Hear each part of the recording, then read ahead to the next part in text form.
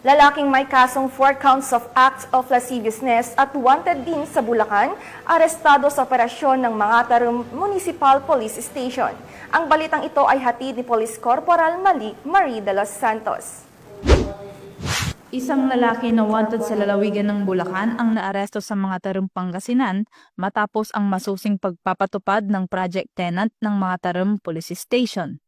Ang operasyon ay pinangunahan ni Police Major Arturo C. Melchor Jr., hepe ng himpilan bilang bahagi ng kanilang kampanya laban sa kriminalidad sa mga bagong residente ng bayan. Kinilala ang naarestong suspect sa pangalang Jimmy, 40 anyos, isang construction worker na residente ng Paumbong, Bulacan at pansamantalang naninirahan sa Barangay Ulo, Kakampusan, Mangatarum.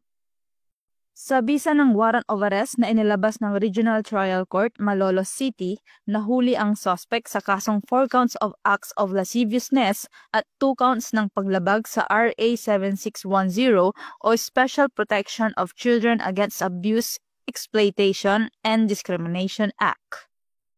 Ayon sa ulat ng Mangatarum MPS, natuntun ang akusado matapos ipasuri ng mga barangay official ang listahan ng mga bagong umuupa sa kanilang lugar sa ilalim ng project tenant.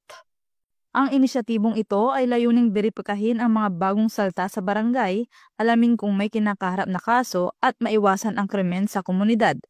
Sa pamamagitan ng project tenant, muling pinatunayan ng Mangatarum Police Station ang kanilang matatag na suporta sa advokasya ng bagong PNP para sa bagong Pilipinas, isang serbisyong mabilis, tapat at tunay na nararamdaman ng mamamayan tungo sa mas ligtas at maunlad na komunidad.